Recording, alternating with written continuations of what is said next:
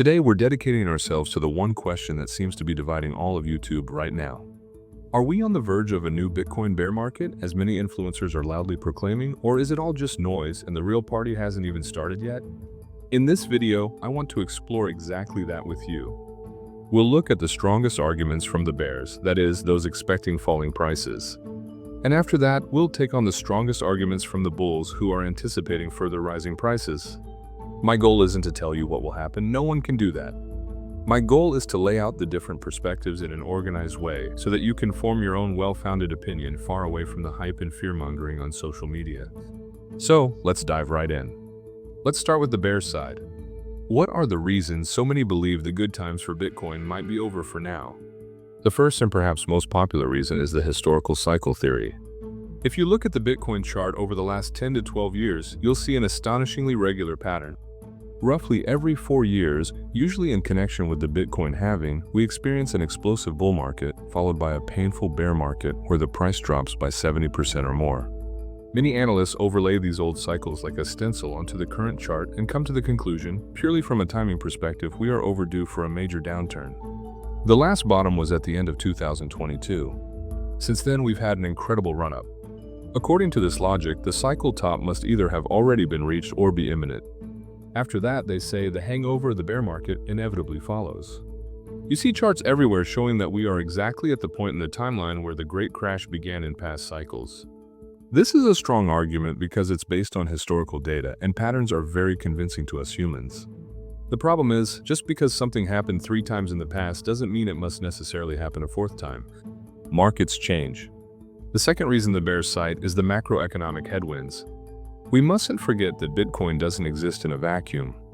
We still have relatively high interest rates worldwide, which makes safe assets like government bonds more attractive than riskier investments like Bitcoin. At the same time, the threat of a global recession looms over us, and geopolitical tensions are increasing rather than decreasing. In such uncertain times, investors tend to de-risk their portfolios. And although many of us see Bitcoin as a safe haven, it is still perceived by the broad mass of institutional investors as a risk-on asset. So, if the global economy sputters, capital could flow out of Bitcoin regardless of how good Bitcoin's own fundamentals are. The bear argument here is that the environment is simply too poor for a continuation of the bull market. The third point is a kind of psychological exhaustion and the sheer wall of profit-taking. We have been moving sideways for many months now around the $100,000 mark. Sometimes we're a bit above it, sometimes a bit below. This sideways movement is grueling, the euphoria has vanished, and instead boredom and frustration are spreading. At the same time, there is a huge number of early investors, miners, and also funds that got in at much lower prices and are now sitting on gigantic unrealized profits. Every rise is used by them to sell and take profits. This creates constant selling pressure that repeatedly pushes the price down. The bears say that this sell pressure will eventually overwhelm demand, and we will then see a sharp correction downwards because all these early holders will want to cash out at some point. And the fourth and final point on the bear side is the feeling of a missing new narrative. Last year, we had 2 huge price-moving themes, the anticipation and then the launch of the spot ETFs in the US and the Bitcoin halving. Both were extremely bullish events, and they are now in the past. The question many are asking is, what is the next big story that will attract new buyers and drive the price to new highs? Without a fresh, exciting narrative, interest could continue to wane. The bears believe the fuel for this rally has simply run out, and we are now entering a prolonged phase of consolidation or, indeed, a bear market.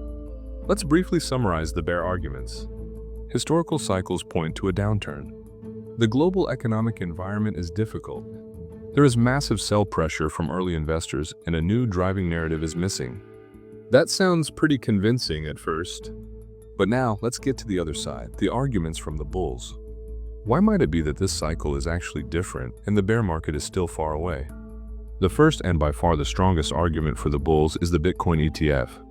The introduction of spot ETFs by the world's largest asset managers like BlackRock isn't just some minor news. It is a tectonic shift for Bitcoin. For the first time in history, huge pension funds, insurance companies, sovereign wealth funds, and asset managers have a simple, regulated, and secure way to invest in Bitcoin. This is a completely new class of buyers that previously had no access. These institutional buyers act differently than private retail investors. They don't buy out of hype, but strategically and long term. They have investment plans that they implement over months and years. This creates a constant, steady demand that didn't exist in previous cycles. The best comparison is the gold ETF, which was introduced in 2004. After its launch, an almost uninterrupted 7-year bull market began for gold. The bulls argue that Bitcoin is at the very beginning of a similar phase and that the steady inflows from the ETFs will prevent or at least severely mitigate a bear market like those in the past. The second bullish argument is, in a way, the flip side of the macroeconomic concerns. Yes, the environment is uncertain, but what is the response of governments and central banks to every crisis? Printing money. Government debt in the US, Europe, and many other countries is exploding. Trust in fiat currencies is eroding, slowly but surely. Bitcoin is the direct answer to this problem. It is a hard, scarce, decentralized asset outside the traditional system. The bulls say the worse the situation in the traditional financial world becomes, the more capital will flee to Bitcoin as a hedge. The true driver for Bitcoin isn't short-term speculation, but the long-term, creeping devaluation of our currencies. And this trend has only just begun. A short-term bear market changes nothing about this fundamental property. On the contrary, every uncertainty in the old system only makes Bitcoin's value proposition more obvious. The third reason for optimism stems directly from the first. The wave of institutional money has only just begun. What we have seen so far through the ETFs is just the first small tip of the iceberg. Many large funds and institutions have month-long internal approval processes before they are allowed to invest in a new asset class. Many have only just received permission or are still in the process of building their first small positions. We are talking about a global capital pool of hundreds of trillions of dollars. If even just 1% or 2% of that flows into Bitcoin over the next few years, it would create demand that far exceeds the current supply and could catapult the price into entirely new spheres. The bulls look at the so-called 13F filings in the US and see how more and more established names are appearing as Bitcoin holders quarter after quarter. They say the train has only just left the station. And the fourth argument from the bulls is based on on-chain data, that is, the data you can see directly on the Bitcoin blockchain. This data shows a very healthy picture. For example, the amount of Bitcoin lying on exchanges and thus ready to be sold is at a multi-year low. This means that most Bitcoin is held in private wallets, which points to long-term holding. At the same time, we see that so-called long-term holders, addresses that haven't moved their coins in over a year, are barely selling. They are continuing to accumulate. The behavior of the strong hands does not point to an impending crash, but rather to strong conviction. While short-term speculators might be getting nervous, long-term oriented investors are using the current sideways phase to build up their positions. Let's summarize the bullish side. The ETF has ushered in a new era of institutional demand.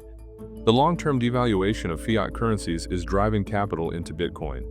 The big wave of institutional money is still to come, and the on-chain data shows strong holding behavior. So, what do we do with these two completely contradictory yet internally consistent viewpoints? The truth is, the short-term price development of Bitcoin is and remains unpredictable. Both camps could be partially right.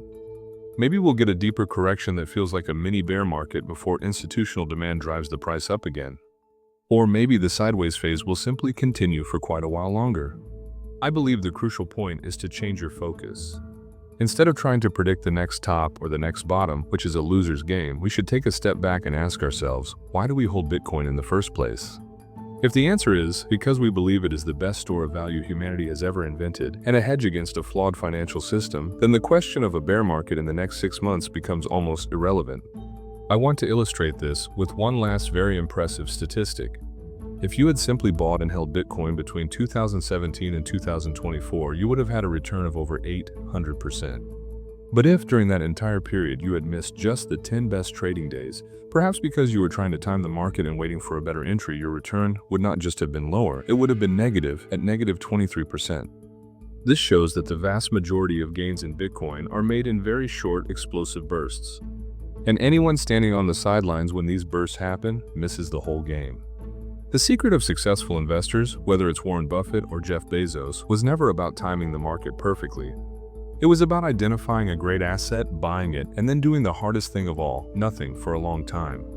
This current phase of uncertainty, conflicting opinions, and sideways trending prices is exactly the phase where that patience is put to the test. The influencers who are now loudly calling for a bear market are generating emotions like fear and doubt. But the best investment decisions are rarely made based on emotions. Ultimately, everyone must decide for themselves which arguments they give more weight to. But perhaps the smartest strategy is to block out the noise, concentrate on the long-term fundamentals, and simply carry on. Whether the bear market comes or not, the fundamental properties of Bitcoin do not change. And in the end, that might be the only thing that really matters. I hope this breakdown has helped you form your own opinion. But the best market analysis is useless if your own coins aren't properly secured. That's exactly why, in the next video, we'll look at the 5 levels of Bitcoin security, from the complete beginner who still leaves their coins on an exchange, all the way to a personal Fort Knox solution for advanced users.